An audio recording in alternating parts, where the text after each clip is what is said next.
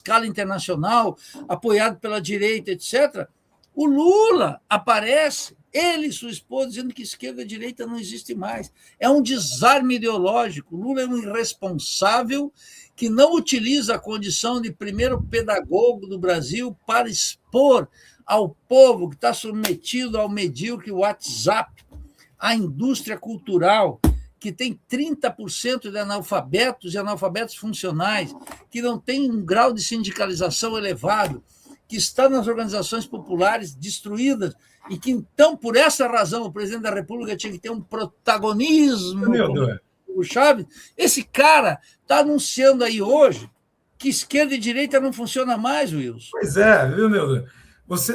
O Lula tinha dito que se houvesse uma guerra, né, dos Estados Unidos na Venezuela, seria uma catástrofe, né? E houve essa ação no território em 3 estados lá na Venezuela. E qual é a resposta, a ação do Lula a isso? Quer dizer, parece que ele está indo para a questão da ação diplomática e aquela coisa. Como é que você vê a reação? Como é que o Lula está reagindo? Esse governo Lula diante dessa ofensiva de Trump sobre a Venezuela?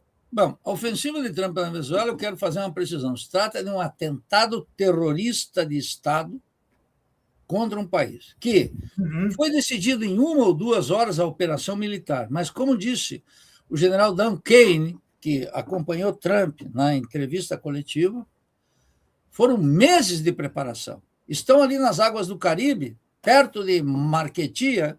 Quando você chega na Venezuela, você chega embaixo, assim, no aeroporto de Marquetia. Depois você fica subindo, até chegar lá em Caracas. Muito bem. Eles estão com o maior porta-aviões do mundo, nuclear, com dezenas de aviões, com submarino nuclear, com fragatas e 25 mil homens ali, e permanecem ali. Eles prepararam essa, segundo o general Dan Kane, durante meses, fizeram centenas e centenas de voos para monitorar o sistema de proteção eletrônica importado da Rússia, com a inteligência cubana, algo de apoio da China, mas sobretudo da Rússia, e conseguiram violar. Então, num atentado terrorista total. Lula é cúmplice disso por dupla razão. Primeiro, porque, historicamente, Lula e Dilma nunca apoiaram Hugo Chávez e sempre tomaram distância. Quando Hugo Chávez, vou dar 2 propostas aqui para os lulistas, os petistas, que acham que eu fico de marcação com Lula. Primeiro, quando Chávez disse, vamos criar a Telesur, que é, olha a frase de Chávez, la nuestra CNN, nunca entrou aqui. Quando Chávez disse, vamos criar um Banco do Sul, mas repúdio total. A Dilma olhou para o outro lado, o Lula também, como se não existisse. Agora fica fazendo apologia do BRICS, entregando migalhas para nós. Migalhas! Isso é uma vergonha intergaláctica. Então, para dar 2 exemplos. Isso lá atrás, quando Chávez estava vivo. Agora Lula não reconheceu a vitória de Maduro, bloqueou a entrada da Venezuela nos BRICS, ele pessoalmente, com esse cínico desse embaixador e com o silêncio do serviço, não tem um embaixador que pense no país e pense exclusivamente na sua carreira, na babesca, que é incapaz de, como Samuel Pinheiro Guimarães, dizer estou em desacordo. Não vejo um dissidente, vamos falar aqui a linguagem estadunidense, não tem um embaixador dissidente. Todos cúmplices dessa política externa, que é um puxadinho do Partido Democrata e do Vaticano. Lula, portanto, foi cúmplice desse bloqueio. Mas Lula, em 2010, em abril de 2010, junto com Jacques Wagner e Jobim, ex-ministro da Justiça, fizeram um acordo militar que permitiu que Bolsonaro, pela primeira vez na história do país, trouxesse tropas estadunidenses para fazer exercícios regulares em território brasileiro. Isso está baseado não no protofascista Bolsonaro, está baseado num acordo militar afirmado por Lula em 2010. Então, veja, a cumplicidade de Lula com o imperialismo é gigantesca. E aí concluo com a tua pergunta muito necessária. Qual é a reação do Brasil?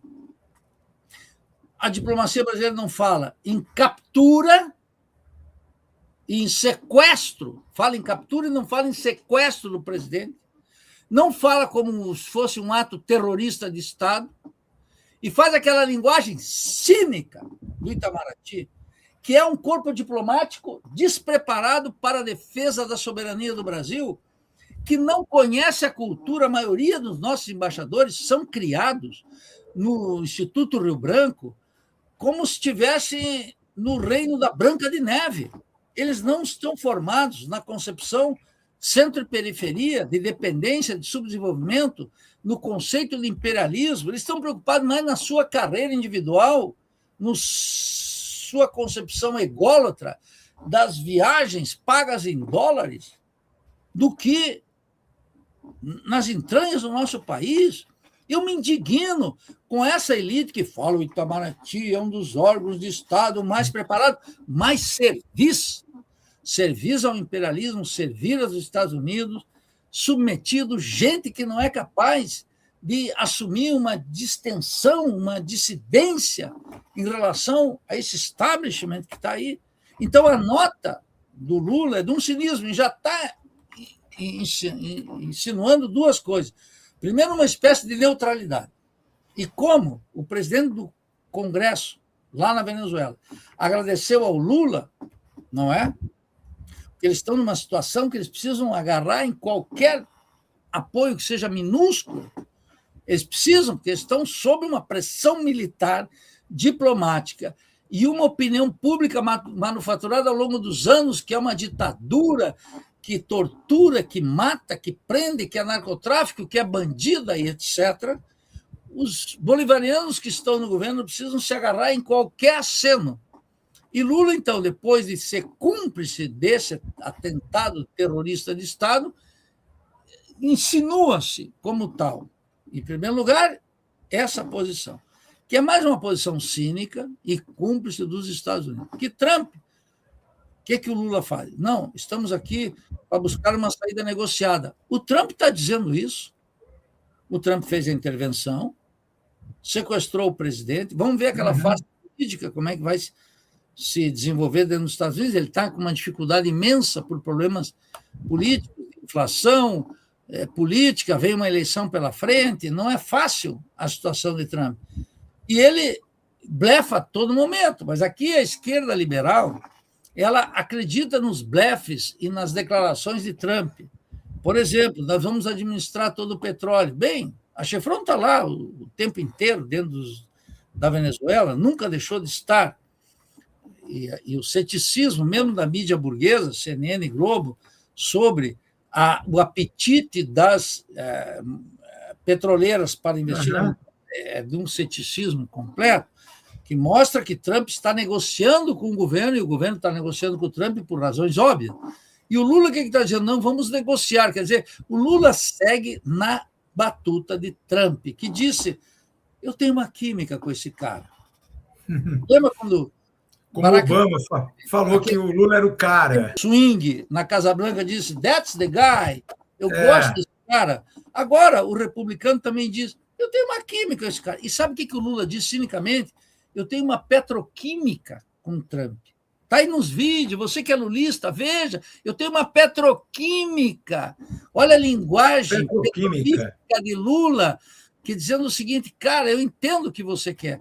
E o imperialismo sempre foi muito objetivo com Biden, com Reagan, com Bush. Lula, tem vídeos dele aí, dizendo, me dei magnificamente bem com George Bush. George Bush fazendo todos aqueles crimes no Oriente Médio, apoiando aquele sionismo assassino do Israel, e Lula dizendo, me dou bem com o sujeito.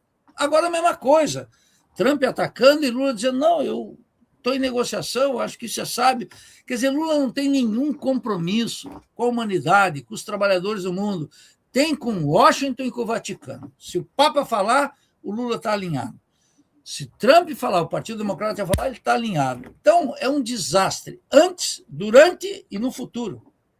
E eu estou disposto a voltar aqui daqui a 4 meses, se você me convidar, para a gente fazer uma análise do papel vexaminoso e cúmplice do Brasil em relação ao imperialismo estadunidense.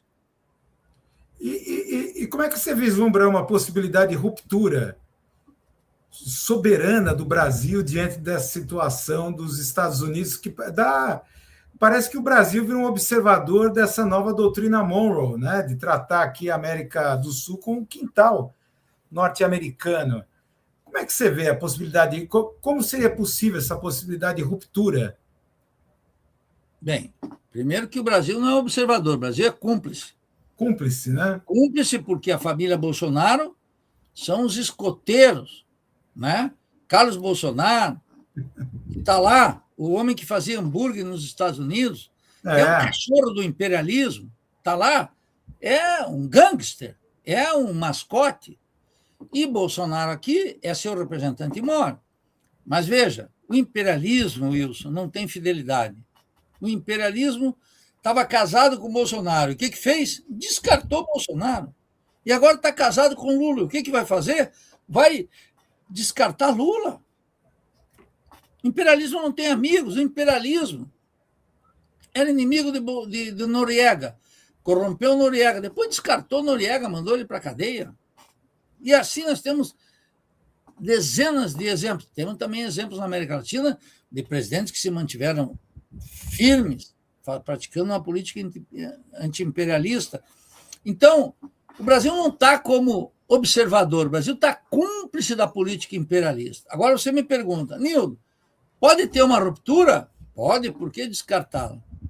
Veja, o Brasil não tem controle das suas riquezas nacionais, não tem controle da Amazônia, não tem controle da Polícia Federal, não tem controle do Exército Brasileiro. Vamos pegar o Exército Brasileiro, as Forças Armadas, tecnologicamente submetida ao controle científico e tecnológico dos Estados Unidos. Em termos de doutrina, estão completamente submetidos ao Comando Sul dos Estados Unidos. Completamente submetidos.